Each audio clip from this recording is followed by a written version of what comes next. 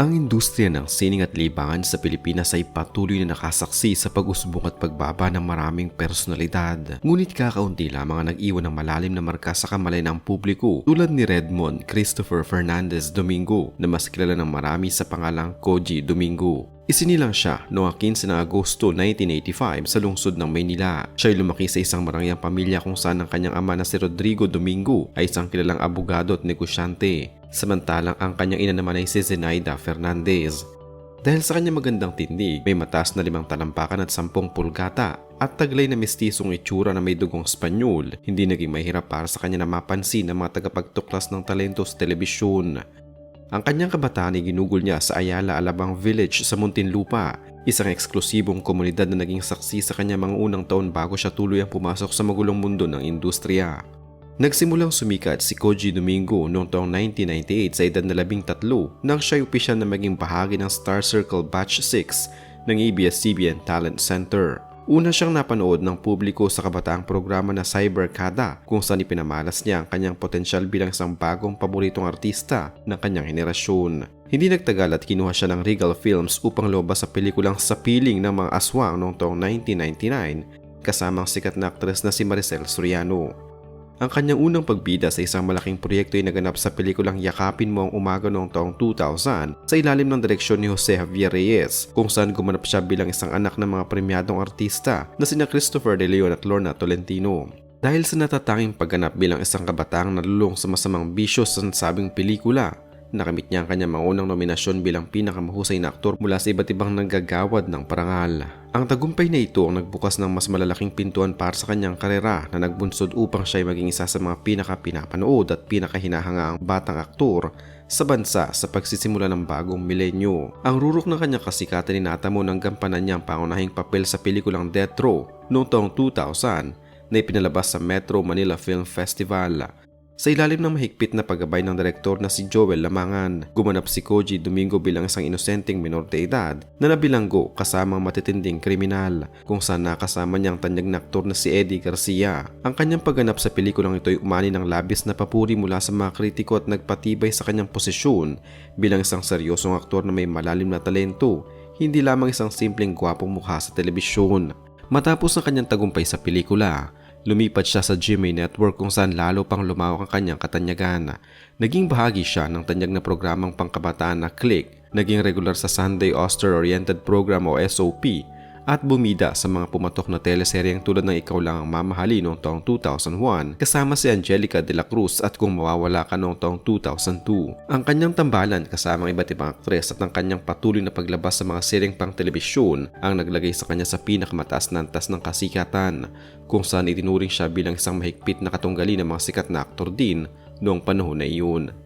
Sa kabila ng kanyang malaking tagumpay sa sining, ang karera ni Koji Domingo ay unti-unting nanganib dahil sa mga isyu ng kawalan ng disiplina at hindi profesional na pag-uugali sa trabaho. Dahil sa kanyang napakaraming schedule at sunod-sunod na tapings, madalas siyang dumating ng huli sa mga takdang oras ng pagkuha ng eksena na naging sanhi ng pagkaantaran ng produksyon ng kanyang mga palabas at pelikula. Ang ganitong paulit-ulit na insidente ng pagiging huli at kung minsan ay hindi pagsipot sa set ay lumikha ng lamat sa kanyang mga relasyon sa producers, direktor at mga kasamang artista. Ang kanyang kawalan ng focus sa karera pinalalapan ng kanyang paghinto sa pag-aaral upang magbigay daan sa trabaho na sa huli hindi rin niya naman nagampanan ng maayos dahil sa kakulangan ng personal disiplina.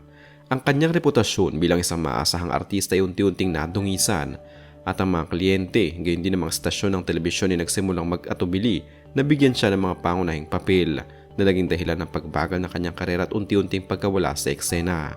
Bukod sa mga issue ng kanyang trabaho, naging laman din ng mga pahayagan si Koji Domingo dahil sa mga kontrobersyang may kaugnayan sa kanyang personal na buhay at mga naging karelasyon. Noong taong 2009, nasangkot siya sa isang malaking skandalo ng hayagang ihayag ng nooy gobernador ng Ilocos Sur na si Chavit Singson na ang kanyang naging ka-live-in partner na si Rachel Chongson ay nakikipagkita ng palihim sa aktor. Ang isyong ito ay nagdulot ng malaking ingay sa mundo ng palabas dahil sa bigat ng mga sangkot na personalidad at sa banta ng kaligtasan ng aktor. Bago ang kontrobersyang ito, naugnay din si Koji Domingo sa ilang sikat na mga aktres tulad ni Lovie Poe at Maylin Dizon. na palaging binabantayan ng mga tagahanga at media. Ang kanyang buhay pag-ibig na puno ng intriga ay lalo pang nagpalayo sa kanyang imahe bilang isang seryosong aktor at mas madalas na siyang mapag-usapan sa mga chismis kaysa sa kanyang mga naging bagong proyekto sa telebisyon. Ang pinakamatinding dagok sa buhay at karera ni Koji Domingo ay naganap noong Oktubre 27, 2017 nang siya ay arestuhin ng mga ahente ng Philippine Drug Enforcement Agency o PDEA sa isang operasyon laban sa pinagbabawal na gamot sa lungsod ng Parañaque. Ayon sa opisyal na ulat ng Nooy PDEA Director General Aaron Aquino, ang aktor ay nahuli sa aktol na pagbili at paggamit ng bu sa loob ng BF Homes kasama ang dalawa pang individual na sina Almira Bautista at Francisco Lim. Nakumpiska mula sa kanya ang isang pakete ng hinihinalang lason at mga kagamitan sa paggamit nito na nakalagay sa isang itim na lalagyan. Dinala ang aktor sa piitan ng PDEA Region 4A sa Camp Vicente Lim sa Calamba, Laguna kung saan sumailalim siya sa mga kaukulang pagsusuri at proseso ng batas. Ang balitang ito ay naging isang malaking shock sa industriya at sa kanyang mga dating tagahanga na umaasa pa sa kanyang tuluyang pagbabalik. Matapos ang kanyang pagkakaaresto, nagsagawa ng isang pagpupulong sa media si Koji Domingo kasama kanyang ama at abogado na si Rod Domingo, kung saan rin niyang itinanggi ang mga paratang laban sa kanya. Inihag ng aktor na siya ay biktima lamang ng isang setup ng mga ahente at wala siyang kinalaman sa kalakalan ng bawal na gamot, pati na rin ang pagigit na hindi siya gumamit nito. Gayunpaman, ang depensang ito ay agad na binaliwala at itinanggi ng pamunan ng PDEA na nagpanatili sa katotohanan ng kanilang legal na operasyon. Pagkalipas ng ilang araw ng pagkakakulong, pinayagan ng korte si Koji Domingo na magpiyansa matapos dumaan sa tamang proseso ng paggawad ng pansamantalang kalayaan habang itinutuloy ang pagdinig sa kanyang kaso. Ang usaping legal na ito ay nag-iwan ng permanenteng mantsa sa kanyang pangalan, ngunit nagbigay rin sa kanya ng pagkakataon na suriin ang kanyang buhay malayo sa ingay ng kamera.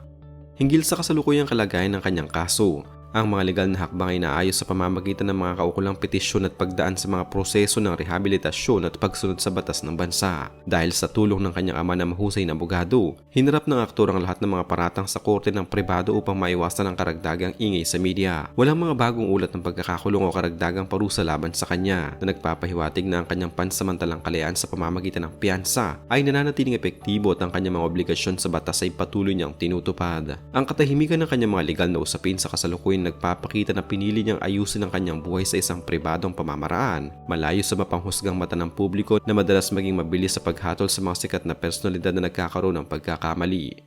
Noong taong 2019, sinubukan ni Koji Domingo na muling bumalik sa mundo ng pag-arte sa pamamagitan ng paglahok sa sikat na serye ng ABS-CBN na FPJs ang Probinsyano. Sa nasabing programa, gumanap siya bilang si Peña, isa sa mga pulis na nakatalaga upang umusig sa karakter ni Renato Hipolito.